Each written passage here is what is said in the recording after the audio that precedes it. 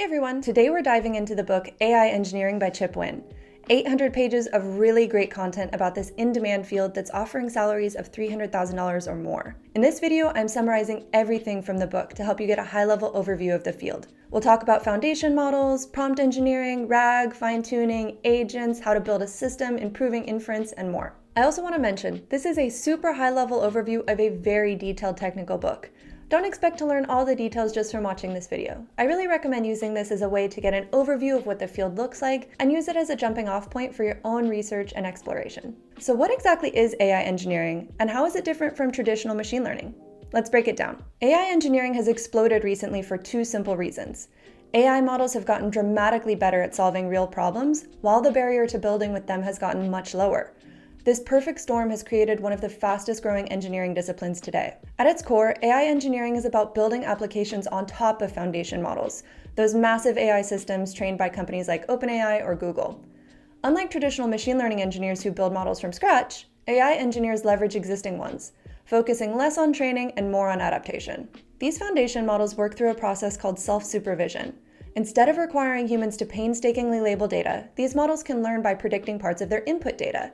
This breakthrough solved the data labeling bottleneck that held back AI for years. As these models scaled up with more data and computing power, they evolved from simple language models to what we now call large language models, or LLMs. And they didn't stop there. They've expanded to handle multiple types of data, including images and video, often becoming large multimodal models. Nowadays, we're seeing foundation models power everything from coding assistants like GitHub Copilot to image generation tools, writing aids, customer support bots, and sophisticated data analysis systems. Now that we've covered what AI engineering is, let's dig deeper into foundation models themselves, how they're trained, how they work, and why understanding their architecture matters for AI engineers. Foundation models at their core can only know what they've been trained on. This might seem obvious, but it has profound implications. If a model hasn't seen examples of a specific language or concept during training, it simply won't have that knowledge. Most large foundation models are trained on web-crawled data, which brings some inherent problems. This data often contains clickbait, misinformation, toxic content, and fake news. To combat this, teams use various filtering techniques. For instance, OpenAI only used Reddit links with at least 3 upvotes when training GPT-2. The language distribution in training data is also heavily skewed. About half of all crawled data is in English, which means languages with millions of speakers are often underrepresented. This is why specialized models for specific languages and domains are becoming increasingly important. Also, the distribution of domains in one of the main training datasets leans heavily towards business, tech, news, and art. In terms of model architecture, most foundation models use transformer architectures based on the attention mechanism. But to understand why transformers were such a breakthrough, we need to look at what came before. Transformers were invented to solve the problems of sequence-to-sequence models, which used recurrent neural networks for tasks like translation. These had 2 main components: an encoder that processes inputs and a decoder that generates outputs. Both worked sequentially, token by token. The problem is that the decoder only has access to a compressed representation of the entire input. Imagine trying to answer detailed questions about a book when all you have is a brief summary. Also, input processing and output generation are done sequentially, so it's slow for long sequences. Transformers solved this with the attention mechanism, which allows the model to weigh the importance of different input tokens when generating each output token. It's like being able to reference any page in the book while answering questions. Plus, transformers can process input tokens in parallel, making them much faster. During inference, transformers work in 2 steps. First, prefill. Process all the input tokens in parallel to create the intermediate state. And second, decode. Generate 1 output token at a time. The attention mechanism uses 3 types of vectors. First, query vectors. These represent what information the model is looking for. Next, key vectors, like indices of previous tokens. And finally, value vectors, the actual content of the previous tokens. The model computes how much attention to give each input token by comparing the Q and K vectors. A high similarity score means that the token's content, V, will heavily influence the output. This is why longer context windows are computationally expensive. More tokens mean more K and V vectors to compute and store. Attention is almost always multi-headed, allowing the model to focus on different groups of tokens simultaneously. In Llama 2.7b, there are 32 attention heads, for example. A complete transformer consists of multiple transformer blocks, each containing an attention module and a neural network module. The number of blocks is often called the number of layers. Before and after each block, there's an embedding module that converts tokens and their positions into vectors, and finally an unembedding layer that maps output vectors to token probabilities. So that's a super high look at this. I would really recommend either reading the book or check out StatQuest for an awesome overview of transformers and the attention mechanism. I'll link that in the description. That's really how I learned. While transformers dominate, they're not the only architecture. Models like RWKV, which combines RNN-based approaches with parallelization capabilities, are gaining traction for certain applications. In general, larger models with more parameters have greater capacity to learn and perform better. The number of parameters helps us estimate the compute resources needed for training and inference as well. However, note that parameter count can be misleading with sparse models, so those with many zeros, which can be more efficient. A large sparse model might require less compute than a smaller dense one. When designing models, compute is often the limiting factor. The chinchilla scaling law helps calculate the optimal model size and data size for a given compute budget. It suggests that the number of training tokens should be about 20 times the model size, so a 3 billion parameter model needs about 60 billion training tokens. While the cost for achieving the same model performance is decreasing over time, the cost for improvements remains high. Going from a 3% to a 2% error rate might require an order of magnitude more data, compute, or energy. But even small performance improvements can make a huge difference for downstream applications. As we keep scaling models, we're approaching two significant bottlenecks. First, training data. There's concern we'll run out of high-quality internet data in the next few years, forcing models to train on AI-generated content, potentially causing performance degradation, or requiring access to proprietary data like copyrighted books and medical records. Second, electricity. Data centers already consume 1% to 2% of global electricity, limiting how much larger they can grow without significant energy breakthroughs. Pre-trained foundation models face two main issues.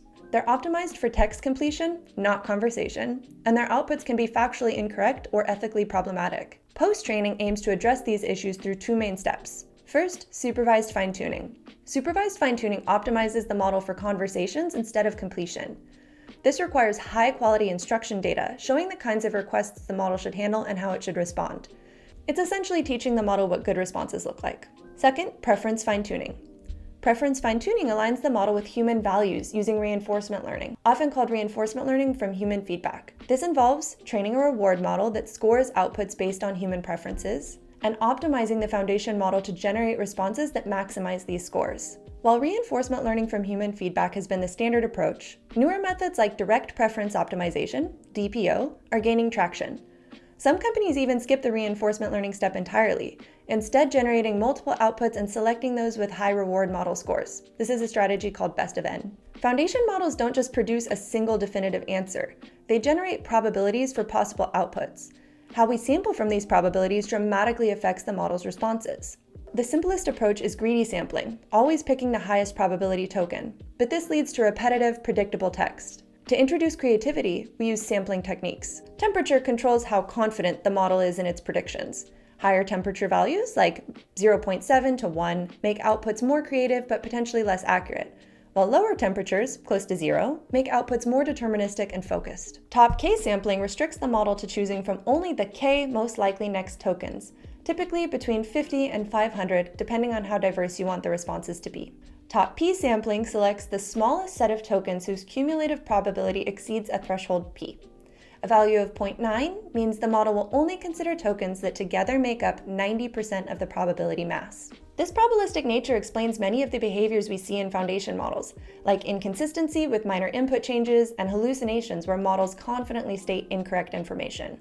Now that we understand foundation models a little more, let's talk about one of the most crucial yet underappreciated aspects of AI engineering: evaluation. For some applications, figuring out evaluation can consume the majority of your development effort. It's how you mitigate risks, uncover opportunities, and gain visibility into where your system is failing. Evaluating AI systems is significantly harder than traditional ML models for several reasons. First, the problems these models solve are often inherently complex. Evaluating a mathematical proof or the quality of a summary requires deep expertise.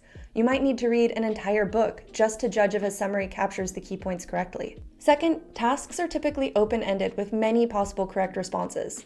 Unlike classification, where there's one right answer, a question like, "Write me a poem about resilience," has countless valid responses. Third, foundation models are black boxes. You can only evaluate them by observing their outputs, not by understanding their internal workings. Fourth, publicly available evaluation benchmarks quickly become saturated, which is when the model achieves perfect scores.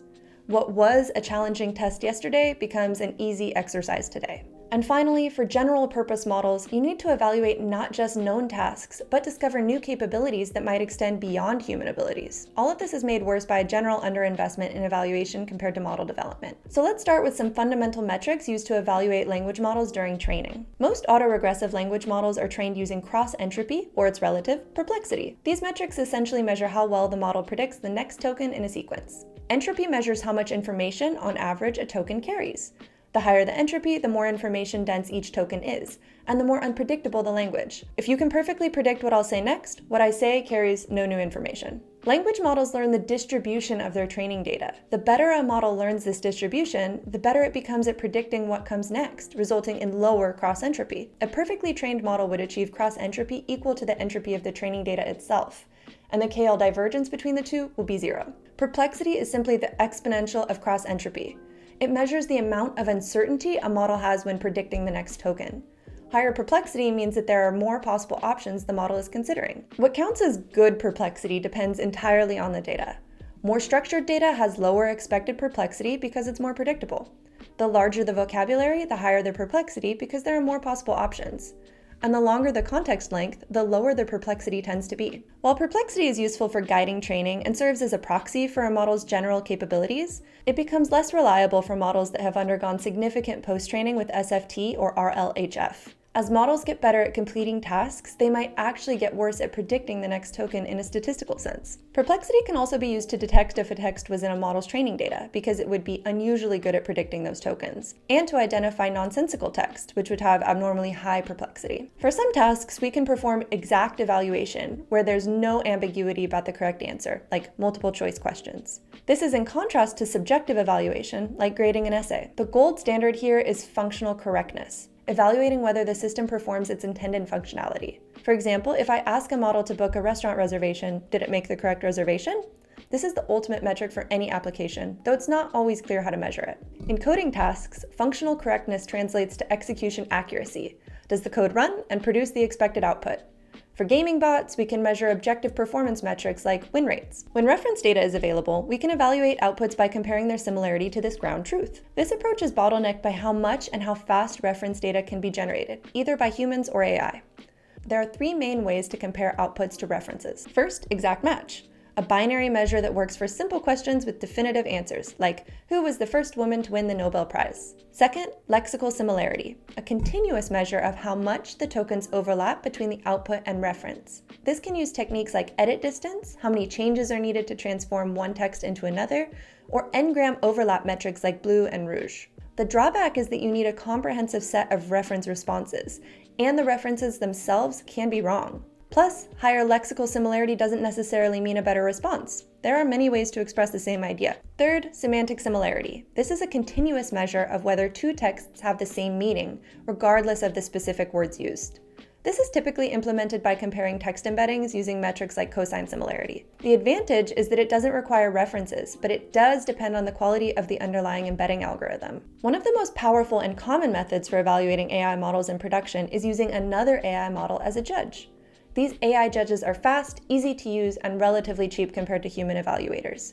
They can work without reference data and can judge attributes like correctness, toxicity, hallucinations, and more. Studies have shown that AI judges can correlate strongly with human evaluators, sometimes showing higher agreement than between different human judges. They can also explain their decisions, which helps with transparency. You can use AI judges to score outputs, compare outputs to references, or pick the best of 2 responses. Since language models are generally better with text than numbers, AI judges tend to perform better with classification tasks than numerical scoring. When creating prompts for AI judges, you need to include the evaluation task, criteria, and scoring system.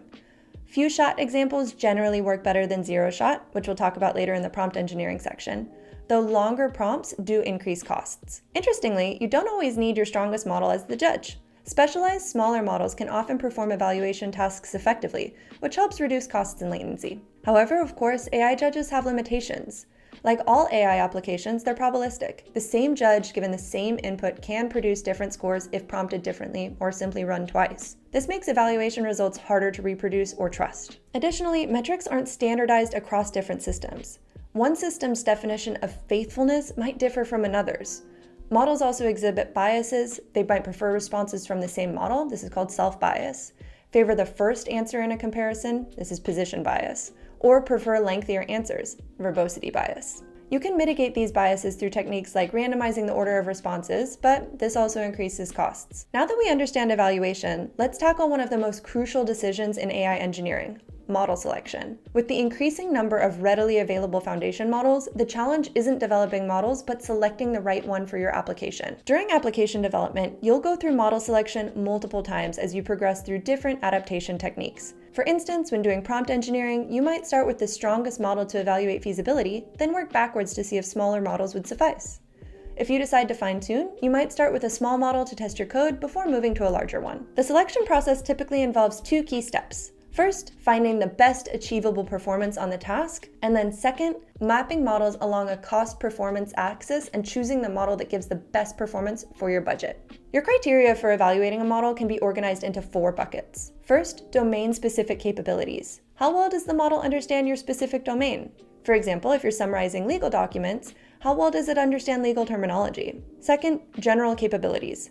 How coherent, faithful, or factually consistent are the outputs? Third, instruction following capabilities. Does the model follow the format and structure you requested? And fourth, cost and latency. How expensive is the model to run, and how quickly does it respond? Sometimes, rather than evaluating absolute quality, you just need to determine which model is best for your use case. This can be done through point-wise evaluation, so you score each model independently, or comparative evaluation, where you directly compare outputs. When evaluating models, you also need to differentiate between hard attributes and soft attributes. Hard attributes are impossible or impractical to change. These include license restrictions, training data composition, model size, privacy requirements, and the level of control you need. These are often determined by the model providers or your own internal policies, and they can significantly limit your pool of options. Soft attributes, on the other hand, can be improved through adaptation techniques like prompt engineering or fine-tuning. These include things like accuracy, toxicity, and factual consistency. A high-level workflow for model selection looks like this. Filter out models whose hard attributes don't work for you. Then use publicly available information like benchmark performance to narrow down to the most promising candidates. Third, run your own experiments to find the best model given all of your objectives. Fourth, continually monitor your chosen model in production to detect failures and collect feedback. Most companies won't build foundation models from scratch, so another question is whether to use commercial model APIs or host an open source model yourself. Let's clarify some terminology first. Originally, open source meant any model you could download and use. But some argue that a model should only be considered truly open source if its training data is also publicly available. This allows for more flexible usage, like retraining from scratch with modifications. Models with open weights but closed training data are sometimes called open weight models, while those with both open weights and open data are open models. So most so-called open source models are actually just open weight. These models also come with different licenses that may restrict commercial use or limit how you can use the model's outputs for training other models. For a model to be accessible to users, a machine needs to host and run it. The service that hosts the model and handles queries is often called the inference service, while the interface the users interact with is the model API. After creating a model, developers can choose to open source it, make it accessible via an API, or both. Typically, model providers open source their weaker models and keep their best ones behind paywalls. Whether to host a model yourself or use a model API depends on several factors. First, data privacy. If your company has strict data privacy policies that prevent sending data outside the organization, externally hosted model APIs are not an option. There's also the risk that API providers might use your data to train their models. Next, data lineage and copyright. Most models aren't transparent about their training data, and intellectual property laws around AI are still evolving. It's unclear whether using a model trained on copyrighted data could create legal issues for your product. Next, performance. The gap between open-sourced and proprietary models is closing, but the strongest models will likely remain proprietary. Commercial APIs often provide additional capabilities out of the box, like scalability, function calling, so accessing external tools, for example, structured outputs, and output guardrails. These can be challenging to implement yourself, so many companies turn to API providers. However, this means you'll be restricted to their functionality. You might not be able to fine-tune or access log probabilities, for example. Typically, proprietary models are easy to start with and scale, but they can become expensive with heavy usage and offer less flexibility. It's wise to design your application with a standard internal API so you can easily swap between models if needed. Control is another consideration. What happens if your API provider goes out of business, changes their terms of service, or is banned in certain regions? And if you want to run a model on device, third-party APIs aren't an option. There are numerous benchmarks for different use cases, and a tool that helps you evaluate a model on multiple benchmarks is called an evaluation harness. For example, OpenAI's evals lets you run any of around 500 existing benchmarks to evaluate their models. When using public leaderboards, you need to consider which benchmarks to include in your aggregated ranking, how to weigh different benchmarks, and how to handle benchmarks that use different metrics like accuracy, F1, BLEU, etc. Keep in mind that the goal is to select a small subset of models for more rigorous testing with your own benchmarks and metrics. Public benchmarks rarely represent your application's needs perfectly, and they may suffer from data contamination, which is when the models were trained on the same data they're being evaluated on. To deal with contamination, you first need to detect it using heuristics like n-gram overlapping and perplexity. If perplexity on the evaluation data is unusually low, it's possible the model has seen this during training. Once you've narrowed down your model candidates, you need a robust evaluation pipeline. Evaluate both the end-to-end output and each component's intermediate outputs independently. You can use something called turn-based evaluation, where you assess the quality of each output, and task-based evaluation, where you measure whether the system completes a task and how many turns it takes. First, think about what makes a good response, factors like relevance, factual consistency, and safety. Then create test queries and generate multiple responses to see how models perform. Develop detailed rubrics with examples for your scoring system. Whether you use binary scores, continuous scales, or something else depends on your data and your needs. The key is to make your rubric unambiguous so that human evaluators can follow it consistently. Most importantly, tie your evaluation metrics to business metrics. If your customer support chatbot's factual consistency is 80%, what does that mean for the business? Perhaps you can automate 30% of customer support requests at that level, but at 90% consistency, you could automate 50%. This lets you quantify the business impact of model improvements. You'll also need to establish a usefulness threshold. For instance, your chatbot must be 90% factually consistent to be viable in production. Different criteria might require different evaluation methods. You might use a specialized toxicity classifier, semantic similarity metrics to measure relevance, and an AI judge to assess factual consistency.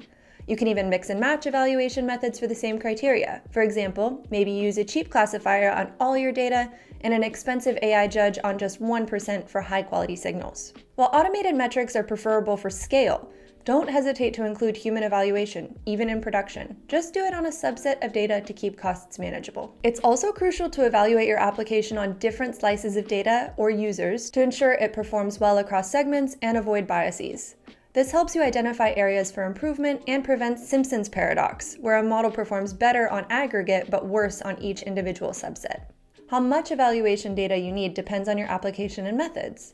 Generally, you want enough to be reliable, but not so much that costs become prohibitive. A good way to test reliability is to create multiple bootstrap samples of your evaluation set and see if they yield similar results. If you get 90% on one bootstrap but 70% on another, your evaluation pipeline isn't trustworthy. Finally, evaluate the reliability of your pipeline itself. First, is it getting signals right? Do better responses indeed get higher scores? Next, do better evaluation metrics lead to better business outcomes? Third, how reliable is the pipeline? If you run it twice, do you get the same results? Fourth, how correlated are your metrics? You don't need two metrics if they're perfectly correlated, but completely uncorrelated metrics might indicate problems. And finally, what cost and latency does your evaluation pipeline add to your application? Model selection remains one of the hardest but most important topics in AI engineering.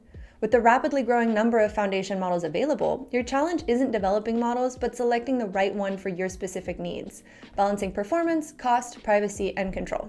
Now let's dive into what might be the most accessible, yet surprisingly nuanced aspect of AI engineering: prompt engineering. If you've ever used ChatGPT, you've already done some form of prompt engineering, but there's much more to it than just typing questions. Prompt engineering refers to the process of crafting instructions that guide a model to generate your desired outcome. It's the easiest and most common model adaptation technique because, unlike fine-tuning, it doesn't change the model's weights. You're just telling the model what you want it to do. While it's the most accessible entry point to AI engineering, don't be fooled into thinking that it's simplistic. Effective prompt engineering requires the same experimental rigor as any machine learning task. You should extract maximum value from prompting before moving to more resource-intensive techniques like fine-tuning. That said, understanding prompt engineering alone isn't enough for production-ready systems. You'll still need knowledge of statistics, engineering, and classical ML for experiment tracking, evaluation, and dataset curation. Prompts typically consist of one or more of these components. First, the task description. This includes the model's role and expected output format. For example, you are a helpful medical assistant. Analyze the following symptoms and suggest possible conditions, listing them in order of likelihood. Next, examples. These show the model how to perform the task. For instance, if you want a model to classify text as toxic or non-toxic, you might include examples of each. Third, the concrete task. This is the specific job you want the model to do, like answering a question or summarizing a book. How much prompt engineering you need depends on the model's robustness to prompt perturbation. A robust model shouldn't produce dramatically different outputs if you write the number 5 versus write it out FIVE. This robustness is strongly correlated with a model's overall capability. It's also worth noting that different models have different preferred prompt structures. For example, GPT-4 typically performs better when the task description is at the beginning of the prompt, while Llama 3 does better when the task appears at the end. Teaching models what to do via prompts is known as in-context learning. Each example in your prompt is called a shot, so we get the terms few shot, zero shot, and one shot learning. How many examples you need depends on both the model and your application, so experimentation is necessary. The number of examples you can include is limited by the model's context length, and for API models, your cost constraints. Many modern models distinguish between system and user prompts. The system prompt contains the task description, telling the model what role to play, its goals, and constraints. The user prompt contains the specific task or query. Almost all applications like ChatGPT have system prompts, usually created by the application developers rather than end users. These system and user prompts are combined using a template that can vary between models and versions. If you use the wrong template, you might experience unexpected performance issues. Even small mistakes like an extra new line can cause problems. When constructing inputs, make sure to follow the model's chat template exactly. This is especially important if you're using third-party tools to construct prompts, as template mismatches often lead to silent failures. Models typically understand instructions better when they appear at the beginning or end of the prompt rather than buried in the middle. Let's go through some key strategies for effective prompt engineering. First, write clear and explicit instructions. If you want a model to score an essay, explain the scoring system you want it to use. Should it allow fractional scores? What should it do if it can't determine an answer? Be specific to reduce ambiguity. Second, ask the model to adopt a persona. Asking a model to respond as a particular character or expert can significantly change its output style and focus. For example, respond as an experienced pediatrician, or answer as if you were explaining it to a 10-year-old. Third, provide examples. Examples can dramatically shift a model's response style. For instance, asking, "Will Santa bring me presents?" without examples might get a straight "No, Santa is fictional" response. But if you provide an example of a whimsical answer about the tooth fairy, the model is more likely to play along. 4. Specify the output format. Tell the model exactly how you want the response structured. This might mean requesting things like no preambles, so none of this, "Based on the content of this essay, I'd give it a score of ... You can also ask for specific formats like JSON or Markdown, and particular sections or headings. 5. Break complex tasks into simpler subtasks. This not only improves performance, but also makes monitoring, debugging, and parallelization easier. However, it can increase the latency perceived by users if they don't see the intermediate outputs. You can also use cheaper models for simpler steps to reduce cost. 6. Give the model time to think. Several techniques can improve model reasoning. Chain of thought prompting, so think this through step by step. Process instructions, so something like, first, analyze the key themes. Second, identify the author's perspective, and so on. Next, self-critique. Ask the model to check its own work. These approaches generally improve quality but increase latency and token usage. 7. Iterate systematically. This is so important. Different techniques work better for different models, so experimentation is crucial. Always version your prompts and use an experiment tracking tool with standardized evaluation metrics and data. Also, separate prompts from code. Store them in configuration files rather than hard coding them. This will make it way easier to update. Various tools aim to automate the prompt engineering workflow, including OpenPrompt and DSPY. These tools let you specify input and output formats, evaluation metrics, and evaluation data. Then essentially they perform AutoML to find the optimal prompts. However, these tools can be expensive if they make many API calls under the hood. They also might produce prompts with typos or other issues, and they may not keep up with changing model requirements. For these reasons, it's best to start with manual prompt engineering before moving to automated tools. You can also use AI models themselves to write and refine prompts. Once your application is available to users, it may face attacks from malicious actors trying to exploit it. 3 main types of prompt attacks include prompt extraction attacks, where attackers might try to extract your system prompt to either replicate or exploit your application. Jailbreaking and prompt injection. These attacks attempt to subvert the model's safety features or get it to perform unauthorized actions, like providing instructions for harmful activities or executing dangerous code. And third, information extraction. These attacks try to get the model to reveal sensitive information from its training data or context. To defend against these attacks, consider the following strategies. Use benchmarks to evaluate safety against adversarial attacks, conduct security red teaming to proactively find weaknesses, be explicit in your prompts about what information the model should not return, repeat the system prompt before and after user inputs to remind the model of its constraints, design systems with safety boundaries like running generated code only in isolated environments, require human approval for potentially impactful actions, define out-of-scope topics for your application, use anomaly detection to identify unusual prompts, and implement guardrails on both inputs and outputs. When evaluating your system security, track both the violation rate, so how often attacks succeed, and the false refusal rate, how often the model incorrectly refuses legitimate requests. You need to balance these metrics. Perfect security with too many false refusals creates a really frustrating user experience.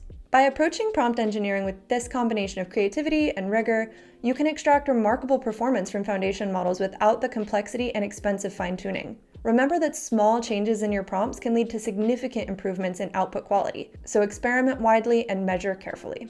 Now that we've covered prompt engineering, let's explore how to give foundation models access to information beyond what they were trained on. To solve a task effectively, a model needs two things: instructions on how to perform the task and the necessary information to complete it. Two dominant patterns have emerged for providing models with the information they need: retrieval augmented generation, or RAG, and the agentic pattern. RAG allows models to retrieve relevant information from external data sources, while the agentic pattern enables models to use tools like web search and APIs to gather information actively. While RAG is primarily used for context construction, the agentic pattern can do much more. Let's start with RAG first. So what is RAG? Retrieval augmented generation is a technique that enhances a model's generation capabilities by retrieving relevant information from external memory sources. These sources could be an internal database, a user's previous chat sessions, or even the internet. You can think of RAG as a technique to construct context specific to each query, connecting the model with information it wasn't trained on or might have forgotten. A RAG system consists of two main components: a retriever that fetches the information from the external memory source, and a generator, the foundation model, that produces a response based on the retrieved information. In today's RAG systems, these components are often trained separately, with many teams using off-the-shelf retrievers and models. However, fine-tuning the entire RAG system from end to end can significantly improve performance. The success of a RAG system heavily depends on its retriever. A retriever performs two main functions: indexing and querying. Indexing involves processing data so that it can quickly be retrieved later. This is the preparatory step where you organize your knowledge base. Querying is the process of sending a search query to retrieve data relevant to it.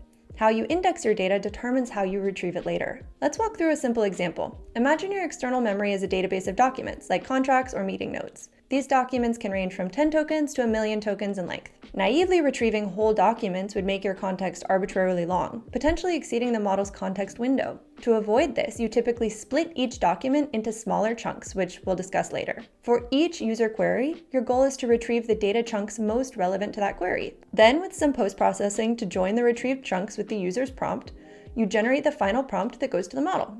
Many existing retrieval algorithms can be used for RAG. Retrieval works by ranking documents based on their relevance to a given query, and algorithms differ in how they compute these relevant scores. First, term-based retrieval. This is also called lexical retrieval, and this approach finds relevant documents based on keywords. While this is straightforward, it has several limitations. So many documents might contain a term without truly being about it, and queries can be long with many terms that aren't equally important. So TF-IDF can help address this. Also, simple tokenization can miss semantic relationships. Term-based retrieval is generally faster than embedding-based approaches during both indexing and querying. It also works well out of the box with existing systems like Elasticsearch. Embedding-based retrieval is another option. This approach computes relevance at the semantic level rather than a lexical one, ranking documents based on how closely their meaning aligns with the query. The process works like this. Convert your original data to embeddings using an embedding model. Store these embeddings in a vector database. When a query comes in, convert it to an embedding using the same model. Fetch the K data chunks whose embeddings are closest to the query embedding, and return them. Vector search is typically framed as a k-nearest neighbors search problem. This can be computationally expensive for large data sets, so approximate nearest neighbors algorithms are often used instead. In practice, most developers won't implement vector search themselves, but will use existing vector databases. These databases organize vectors into buckets, trees, or graphs using various heuristics to increase the likelihood that similar vectors are stored close to each other. Embedding-based retrieval can significantly outperform term-based retrieval over time, especially if you fine-tune your embedding model and retriever. but it has its downsides. It can make it harder to search for specific names or error codes, and generating embeddings can be expensive and introduce latency. A production retrieval system typically combines several approaches. For example, a cheaper, less precise retriever like term-based search might first fetch candidates, and then a more precise but expensive mechanism like KNN finds the best options among those candidates. Depending on your task, certain tactics can increase the chance of retrieving relevant documents. The simplest approach is to divide documents into chunks of equal length based on characters, words, sentences, or paragraphs. Overlapping chunks can ensure that important boundary information is included in at least one chunk. Smaller chunk sizes allow for more diverse information since you can fit more chunks into the model's context, but this can also result in the loss of important context. Smaller chunks also increase computational overhead, especially for embedding-based retrieval. There's no universal best chunk size or overlap percentage. You just need to experiment based on your specific data and task. The initial document rankings generated by the retriever can be further refined to be more accurate. This is especially useful when you need to reduce the number of retrieved documents due to context window limitations. Documents could be re-ranked based on various factors, such as recency, so maybe you give more weight to newer data, or additional relevant signals. Next, let's talk about query rewriting. Also known as query reformulation, normalization, or expansion, this technique involves rewriting queries to include necessary context. For example, if a user asks, "What's its population?" after previously asking about Paris, the query might be expanded to, "What's the population of Paris?"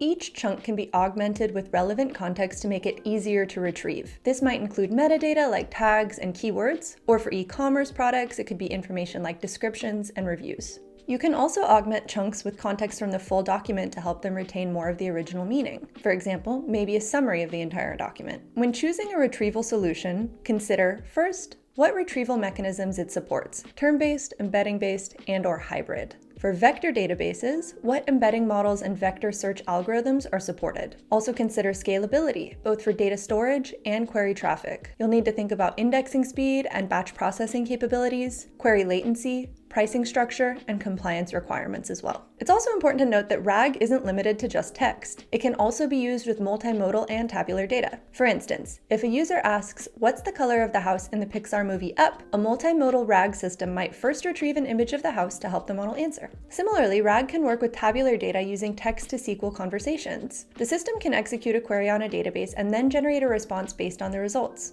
For complex database schemas, you might need an intermediate step to predict which table to use for each query, especially if there are too many tables to fit all the schemas in the context window. In the next part, we'll explore the agentic pattern, which goes beyond passive retrieval to actively interact with external tools and APIs. The agentic pattern is a more active approach to extending AI capabilities. This is a rapidly evolving field, so consider this section more experimental than the others we've covered. At its broadest definition, an agent is anything that can perceive its environment and act upon it. For AI systems, this means that a model can observe its environment, make decisions based on those observations, take actions that affect the environment, and learn from the outcomes of those actions. The environment is defined by the use case. For a game-playing agent, the game is the environment. For a web-scraping agent, the internet is the environment. What makes agents powerful is the set of tools they have access to. For example, ChatGPT is an agent that can search the web, execute Python code, and generate images, among other capabilities.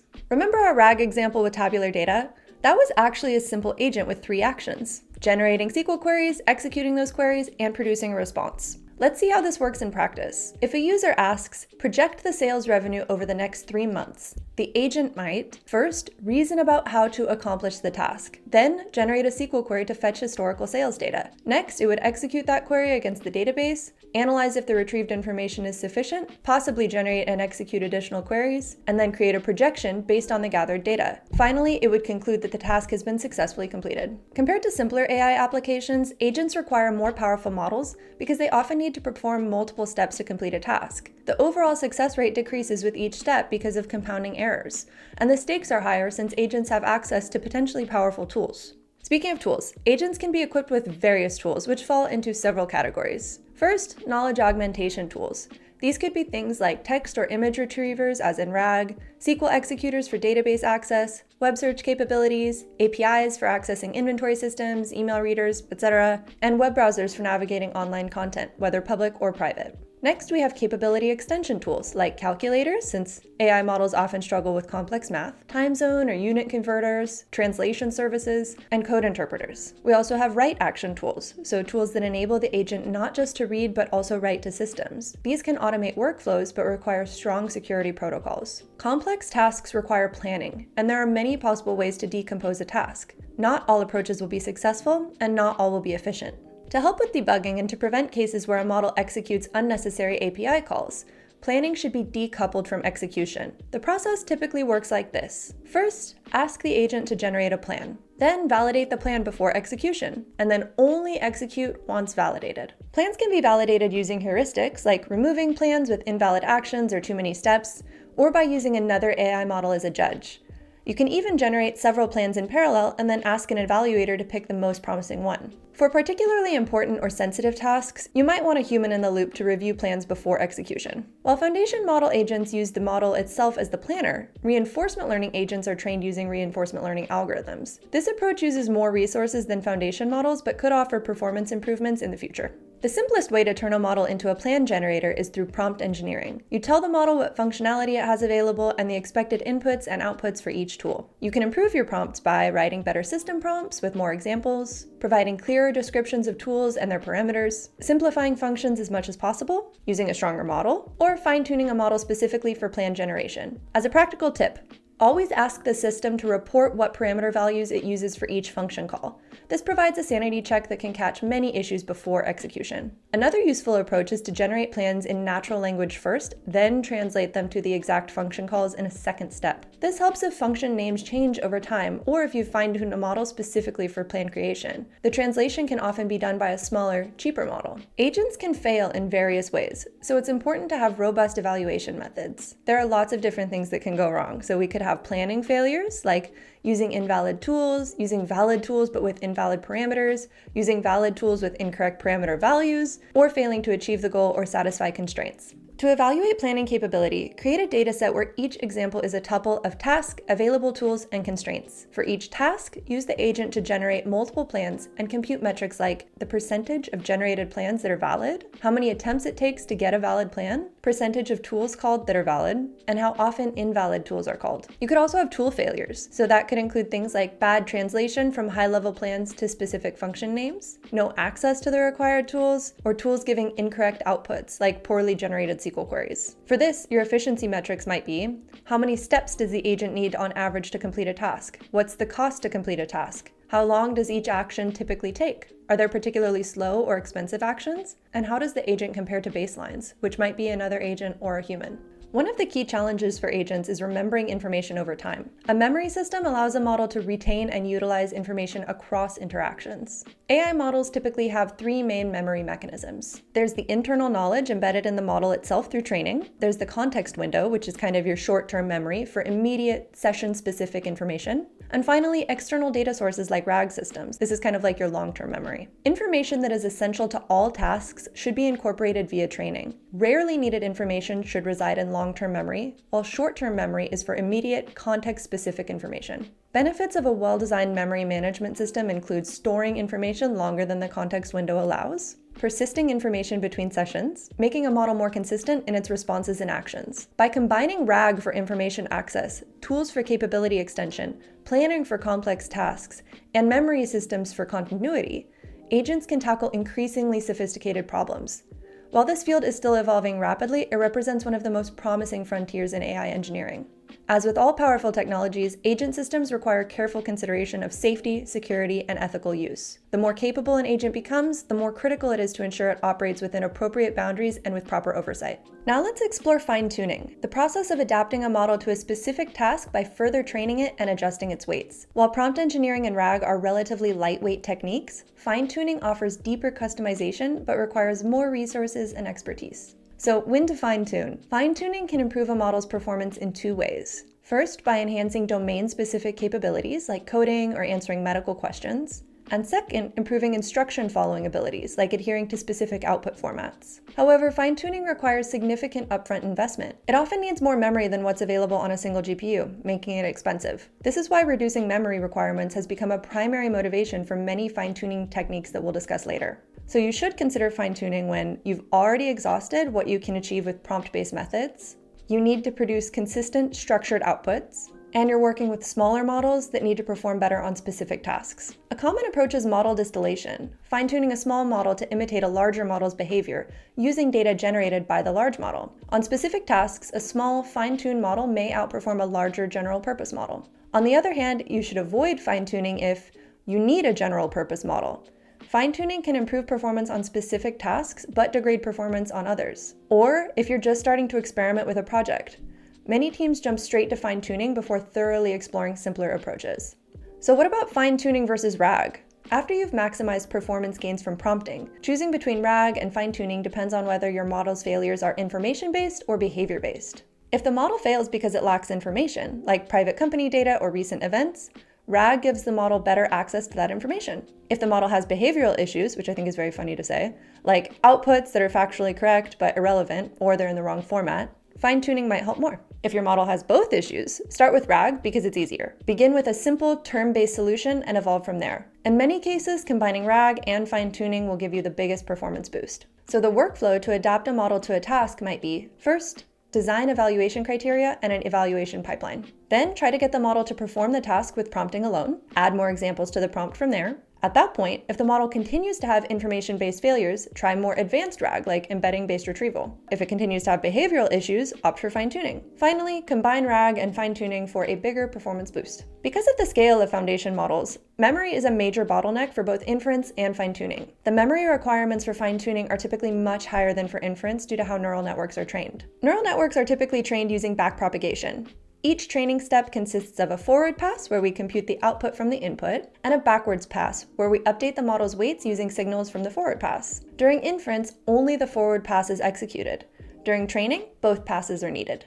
The key contributors to a model's memory footprint during fine-tuning are the total number of parameters, the number of trainable parameters, and the numerical representation of these parameters. A trainable parameter is one that can be updated during fine-tuning. So during pre-training, all model parameters are updated. During inference, no parameters are updated. And during fine-tuning, some or all of the parameters may be updated. Parameters that remain unchanged are called frozen parameters. One way to reduce training memory is through gradient checkpointing, also called activation recomputation, where activations aren't stored but recomputed as needed. This increases training time but reduces memory requirements. The key insight here is that the more trainable parameters we have, the higher the memory footprint. Reducing the number of trainable parameters reduces memory requirements. This is the motivation behind parameter-efficient fine-tuning, which we'll talk about in a bit. Another way to reduce the memory footprint is through quantization, converting a model from a format with more bits to one with fewer bits. For a 13 billion parameter model using 32-bit floating point, each parameter requires 4 bytes, resulting in 52 gigabytes total. So if you reduce each value to 16 bits, the memory needed drops to 26 gigabytes. Inference is typically done using as few bits as possible, 16, 8, or even 4 bits.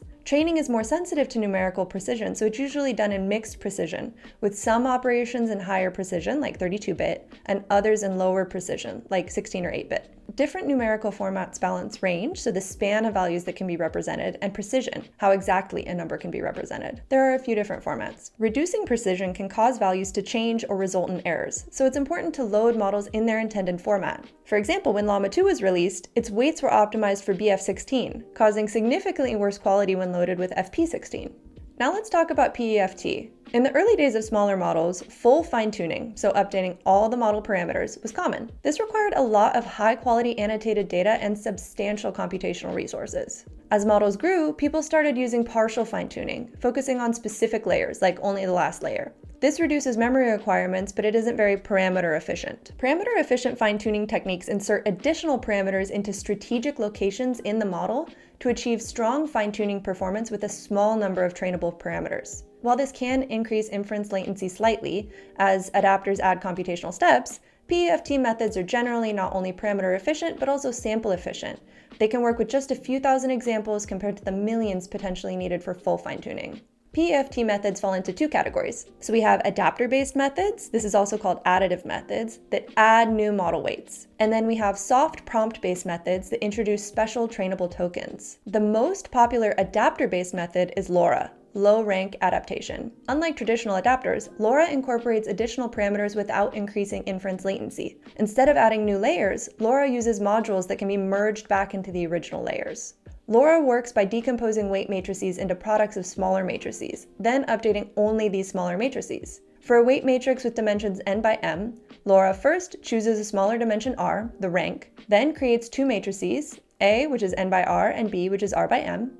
During fine-tuning, only A and B are updated, while the original weights remain frozen. For inference, A and B can be multiplied together and added to the original weights. The efficiency of LoRa depends both on the chosen rank and which matrices it's applied to. It's primarily used for transformer modules in the attention modules. If you want to fine-tune a model for multiple tasks, you have several options. First, simultaneous fine-tuning, training on a dataset with examples from all tasks at once. This is harder and requires more data. Or you could do sequential fine-tuning, where you first train on task A and then on task B. But this can cause catastrophic forgetting, where the model loses its ability on earlier tasks. Or you can try model merging. So there you fine-tune different tasks separately, then combine the resulting models. Model merging offers greater flexibility than fine-tuning alone. If you have two models that excel at different aspects of the same task, you can merge them into a single model that outperforms both. This approach can be done without GPUs, it can improve performance while reducing the memory footprint, it's an excellent option for on-device deployment, and it can facilitate federated learning where multiple devices train using separate data.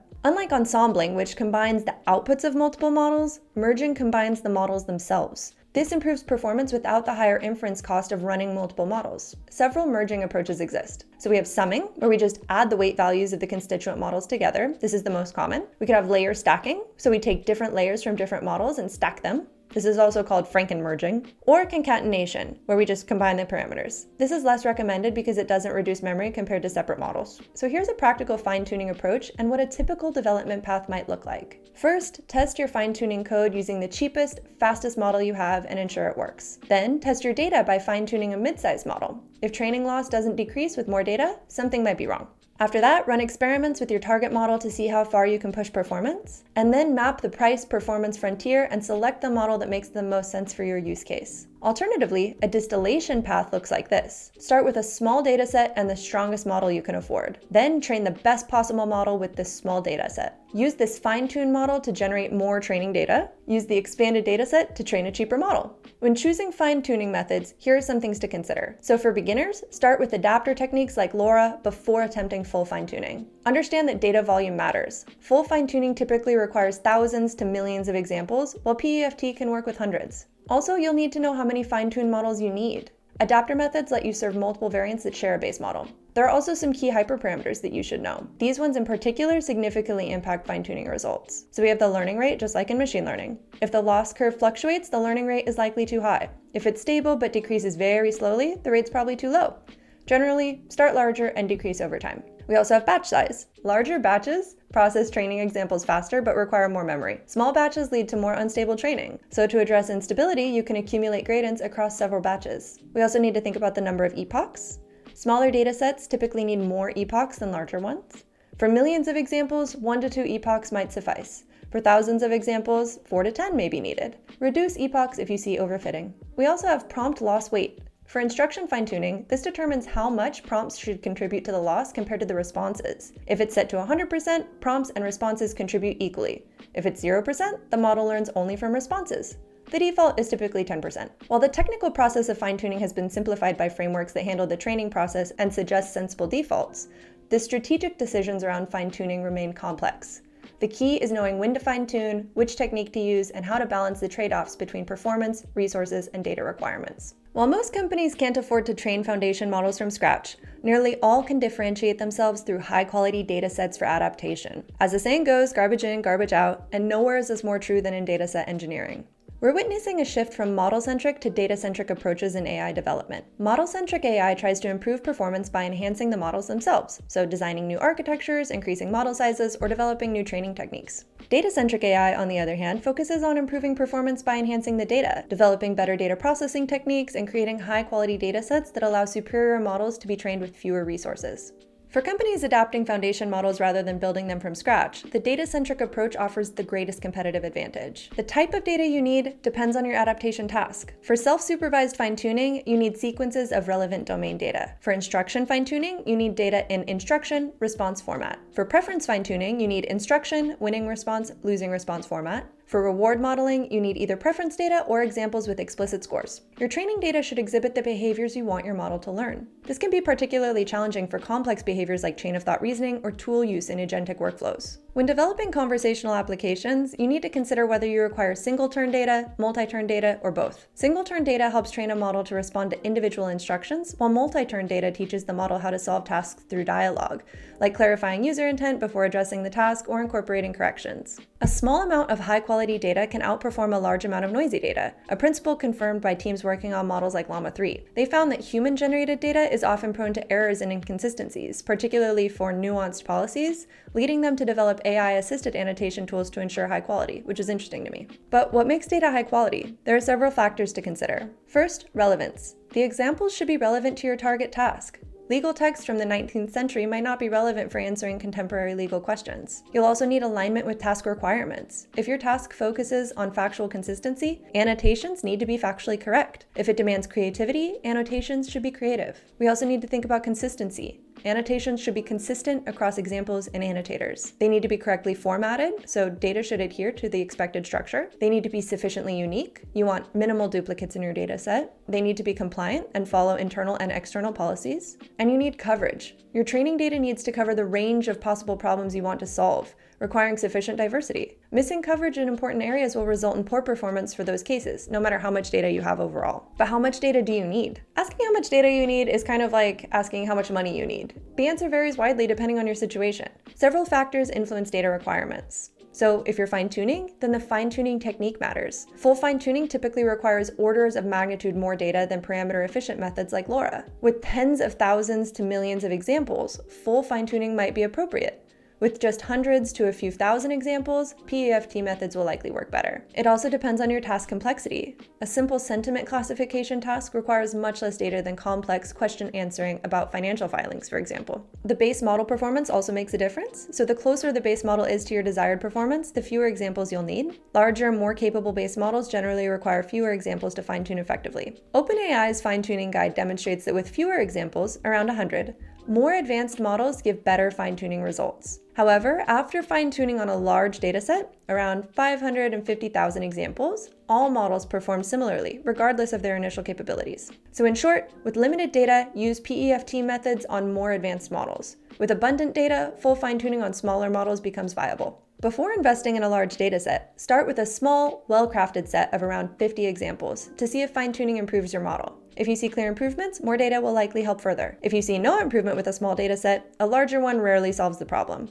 Though be careful to rule out other issues like poor hyperparameters or data quality first. In most cases, you should see improvements after fine-tuning with just 50 to 100 examples. You can also reduce the amount of high-quality data you need by first fine-tuning on more accessible data. So one path might be self-supervised to supervised. First fine-tune on domain-specific documents, then on targeted question-answer pairs. Or less relevant to more relevant data.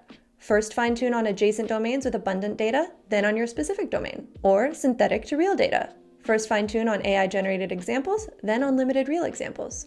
Experimenting with subsets of your current dataset, so maybe 25, 50, and 100%, can help estimate how much more data you'll need.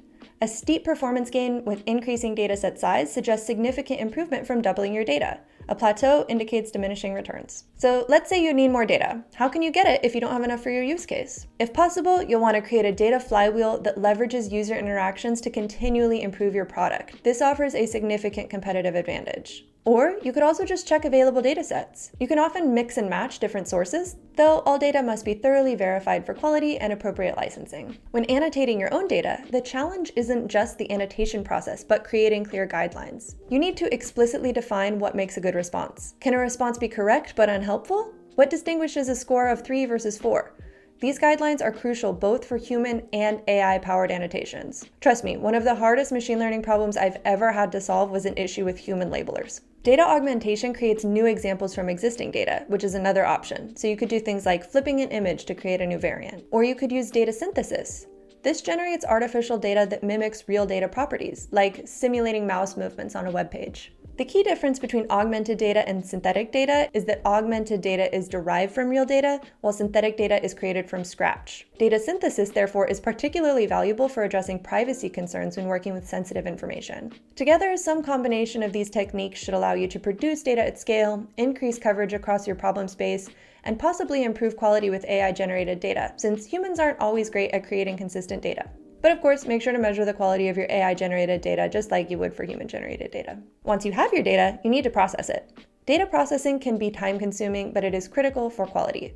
Here are some best practices. Start with filtering tasks and test scripts before big runs. Avoid changing data in place, so you want to make sure to keep the originals. Perform exploratory data analysis on distributions and outliers. Examine inter-annotator disagreement and resolve conflicts. Fact-check and manually inspect examples. Deduplicate data to prevent overrepresentation. Clean formatting tokens like HTML and Markdown, which can improve performance and reduce input size. Remove non-compliant data, so anything like PII, toxic material, or copyrighted content. Filter out low-quality data identified during verification. If you have more data than your compute budget allows, use active learning to select the most helpful examples. And ensure data is in the right format for your model, using the appropriate tokenizer and chat template. While all these steps require a lot of effort, they're essential for creating data sets that will help your model to shine. In the competitive landscape of AI applications, well-engineered data sets often make the difference between mediocre and exceptional performance. Now let's dive into one of the most practical aspects of AI engineering: inference optimization. After all, a model's real-world usefulness boils down to two crucial factors: how much it costs to run and how quickly it responds. These characteristics, inference cost and latency, ultimately determine which applications can practically use AI and at what scale. Let's start by understanding what we mean by inference in the AI lifecycle.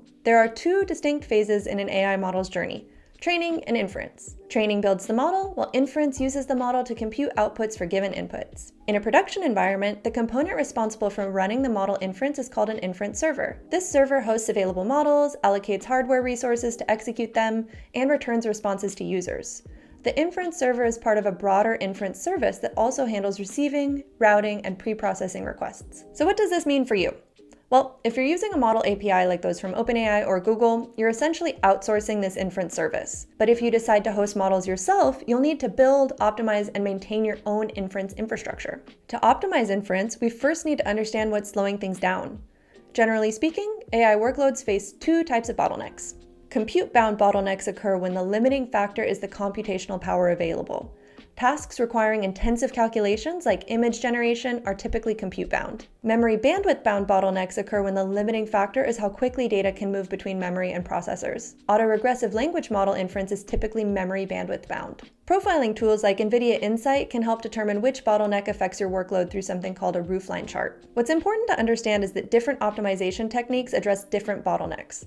A compute-bound workload might benefit from more powerful chips or distributing work across multiple chips. Meanwhile, a memory bandwidth-bound workload might see better results from chips with higher memory bandwidth. Now that we understand bottlenecks, let's look at how inference is actually served. Many providers offer two distinct types of inference APIs, each optimized for different use cases. Online APIs optimize for latency, processing requests as soon as they arrive. Chatbots typically use online APIs since users expect quick responses. Batch APIs, on the other hand, optimize for cost, processing multiple requests together more efficiently but with higher latency. Applications without strict response time requirements like periodic report generation or synthetic data creation can benefit from batch processing. The key is matching your inference type to your application's needs. So now, how do we measure if our inference is performing well?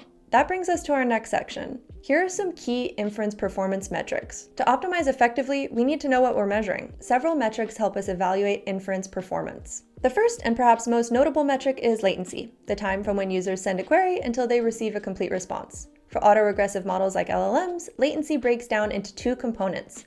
So we have the time to first token, TTFT, which is how quickly the first token is generated after receiving a query. And then we have time per output token, TPOT, TPOT, how long it takes to generate each subsequent token. The total latency then equals TTFT plus TPOT times the number of output tokens. Some teams also measure time to publish, TTP, because the first generated token isn't always immediately shown to users, especially when the model first generates a plan or uses chain of thought reasoning. One important note about latency: since it varies across requests, looking at percentiles gives you much more meaningful information than simple averages. Beyond latency, we also care about throughput, which is the number of output tokens per second an inference service can generate across all requests. Higher throughput typically means lower cost, which is why optimizing for it matters for production systems. It's worth mentioning that most AI applications face a fundamental latency throughput trade-off. Techniques like batching can improve throughput but may increase latency for individual requests. Your optimization strategy needs to balance these competing priorities based on your specific application needs. Finally, utilization metrics tell us how efficiently we're using our resources. We have model flops per second utilization, which is the ratio of observed throughput relative to the theoretical maximum at peak computing power. Model bandwidth utilization, which measures the percentage of available memory bandwidth being used. Now that we know what to measure, let's look at the hardware that powers inference. At the heart of inference performance is specialized hardware. An accelerator is a chip designed to speed up specific types of computation. For AI workloads, the dominant accelerators are GPUs, though specialized AI chips are growing in popularity. You might be wondering about the difference between CPUs and GPUs. It comes down to their architecture. CPUs have a few powerful cores, typically up to 64 for high-end machines, which are optimized for general-purpose computing. GPUs, on the other hand, have thousands of smaller cores, optimized for parallel processing. This makes them ideal for matrix multiplication operations that dominate ML workloads. Interestingly, training and inference have different hardware requirements. Training demands more memory due to backprop and is generally more difficult to perform and lower precision. Inference often emphasizes latency over throughput since users are typically waiting for responses. When evaluating hardware for inference, consider 3 key questions. Can it run your workloads? How long does it take to do so? And how much does it cost? The specific hardware specifications to focus on include flops, computing power, memory size, and memory bandwidth.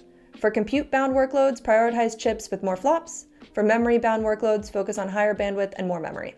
With the hardware foundations covered, let's move on to techniques for optimizing at the model level. Now we're getting into the real tactics for speeding up inference. Let's start with model-level optimizations, techniques that make the models themselves more efficient. Model compression reduces a model's size, potentially making it faster. There are several approaches here. Quantization, which we already discussed, reduces numerical precision. Pruning removes less important parameters or sets them to 0. And distillation, which we also already discussed, trains a smaller model to mimic a larger one. Among these options, weight-only quantization is by far the most popular because it's relatively easy to implement, works well for many models out of the box, and delivers significant benefits without that much effort. Another challenge specific to language models is their autoregressive nature. They generate text 1 token at a time, which creates a sequential bottleneck. Several techniques address this limitation. Speculative decoding uses a faster but less powerful model to generate candidate tokens, which are then verified by the target model. It's like having an assistant draft responses and a manager quickly review and approve. Inference with reference copies tokens from the input when appropriate, for example, when answering questions about a document, rather than generating them from scratch. This can significantly speed up responses for document-based queries. Parallel decoding aims to generate multiple tokens simultaneously, breaking the sequential constraint. Additionally, attention mechanism optimization improves the efficiency of transformer models' attention calculations, which can be particularly memory intensive. At an even lower level, kernels and compilers optimize how models run on specific hardware. Kernels are specialized code optimized for hardware accelerators. Common optimization techniques include vectorization, parallelization, loop tiling, and operator fusion. Compilers bridge machine learning models and hardware, converting model operations into optimized code for specific accelerators. But optimization doesn't stop at the model level. Let's look at how we can optimize the entire inference service. We can achieve significant performance gains by efficiently managing resources across an entire inference service. One of the most powerful techniques is batching, which combines multiple requests processed together. Batching can be implemented in different ways. So we have static batching, which groups a fixed number of inputs, but all requests must wait until the batch is full. This is simple, but can lead to inconsistent latency. Dynamic batching sets a maximum time window, processing the batch when either it's full or the time limit has been reached. This provides more consistent latency guarantees. Finally, we have continuous batching, which allows responses to be returned as soon as they're completed, with new requests added to maintain batch size. This provides the best user experience, but is more complex to implement. Another powerful technique is decoupled prefill and decode, which separates these two phases of LLM inference. Since they have different computational needs, handling them separately prevents resource competition and improves overall efficiency. For applications with repetitive patterns, prompt caching stores overlapping text segments, like system prompts or reference documents, to avoid reprocessing them with each query. This is particularly valuable for applications with long conversations or multiple queries about the same document. As models grow larger, a single machine may not be sufficient. This is where parallelism comes in, distributing work across multiple machines. Replica parallelism creates multiple copies of the model, each handling different requests. This is the simplest approach and works well for high throughput scenarios. Model parallelism splits a single model across machines, either through tensor parallelism, which is breaking operations into smaller pieces, pipeline parallelism, dividing the model into sequential stages, context parallelism, splitting input sequences across devices, or sequence parallelism, splitting different operations across machines. So what techniques should you implement? We just talked about a lot. The optimal combination depends on your specific workloads and performance requirements. For applications prioritizing low latency, replica parallelism may be best despite higher costs. For most use cases, the most impactful techniques are typically quantization, tensor parallelism, replica parallelism, and attention mechanism optimization. By thoughtfully applying these techniques, you can dramatically improve both the speed and cost effectiveness of your AI applications, making them more responsive to users while keeping your infrastructure costs manageable. In our next and final section, we'll see how all these components come together in a complete AI application architecture, and how user feedback creates a virtuous cycle of continuous improvement. Now that we've explored all the individual components of AI engineering, it's time to pull everything together. Let's see how these pieces fit into a complete architecture, and how user feedback creates a powerful loop that helps these systems improve over time. The simplest AI application architecture looks like this. Your application receives a query, sends it to a model, either through a third-party API or self-hosted model, and returns the response to the user. No bells, no whistles, just direct input and output. But real-world applications rarely stay this simple. Let's walk through how these architectures typically evolve as your needs grow more sophisticated. The first enhancement most applications need is better context construction, giving the model access to information required to process useful outputs. This is essentially feature engineering for foundation models. So you might add RAG systems to search and retrieve information from your knowledge base, agent capabilities to gather information from external tools, document uploading functionality to analyze specific content, or more. These additions ensure the model has the necessary context to provide accurate, relevant responses. Step 2, add guardrails for protection. As your application grows in capability, you'll need guardrails to protect both your system and your users. Input guardrails protect against leaking private information to external APIs and malicious prompts that could compromise your system. Output guardrails catch different types of failures. Quality failures like empty responses, incorrect formatting, or factually incorrect content, or security failures like toxic content, PII exposure, or unauthorized actions. The key, again, is balancing protection with user experience. Overly restrictive guardrails create frustrating experiences, while inadequate ones could leave you vulnerable. Stage 3, implement model routing and gateways. As your application matures, you may discover that one model doesn't fit all your needs. Different queries require different approaches, and this is where model routing comes into play. A model router typically includes an intent classifier that predicts what the user is trying to do, and then directs the query to the appropriate model or pipeline. These routers should be fast and inexpensive so you can use multiple of them without adding significant latency or cost. Along with routing, you'll likely need a model gateway.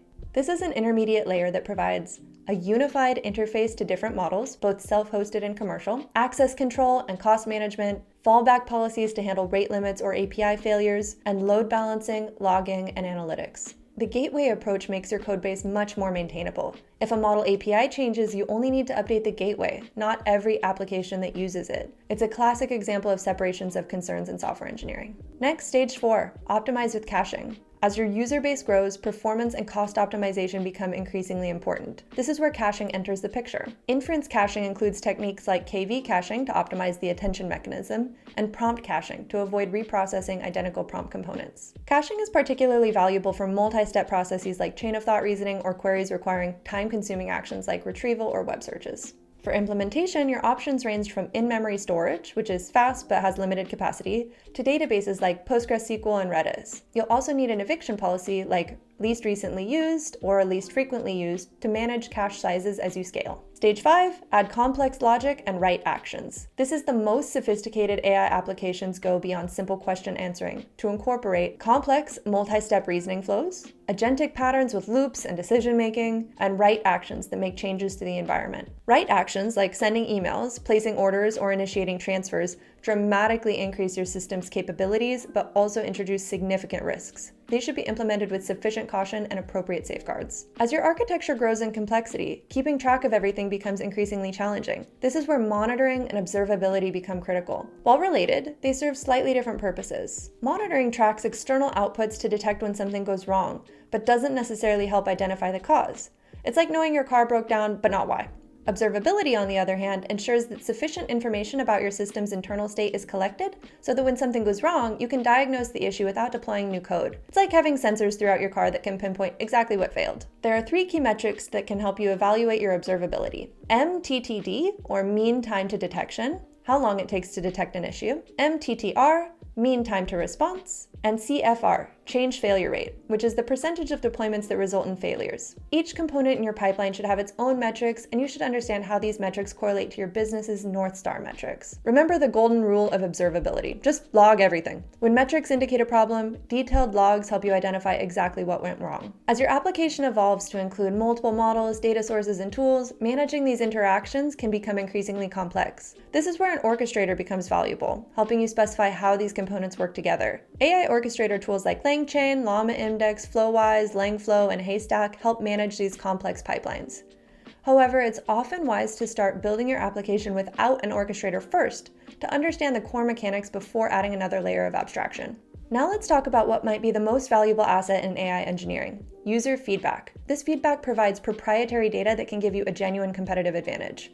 While everyone can access the same foundation models, only you have access to how your specific users interact with your system. User feedback comes in 2 main forms. Explicit feedback is directly provided by users. This is things like thumbs up and down ratings, star ratings, or written comments.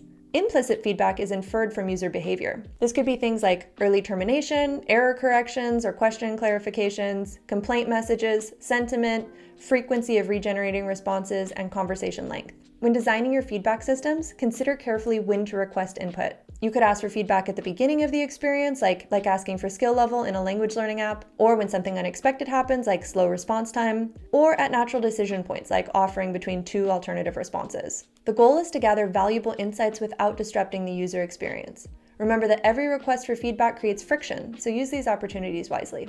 While we've covered each component separately, a mature AI application integrates all these elements into a cohesive system. The architecture you choose should align with your specific use case, technical constraints, and business objectives. One important thing to remember is that complexity should serve a purpose. Only add components that solve real problems for your application. Sometimes a simpler architecture with fewer moving parts is more reliable and easier to maintain than a complex one with every bell and whistle. The field of AI engineering is still rapidly evolving, with new techniques and best practices emerging daily. The most successful AI engineers maintain flexibility in their architecture, allowing them to incorporate new advances while providing stable, reliable experiences to their users. And that wraps up our journey through AI engineering. We've covered an incredible amount of ground, from understanding foundation models and evaluation to mastering prompt engineering, RAG, agents, fine-tuning, dataset engineering, and optimization techniques. Of course, this was a super high-level overview of a very detailed book, so I really recommend using this as a starting point to check out the book on your own. I had a great time putting this together, and I plan to do more videos covering technical content like this in the future. So let me know in the comments which book you want me to summarize next. And don't forget to subscribe so you don't miss it when the next one comes out. Thanks so much for watching, and I'll see you next time.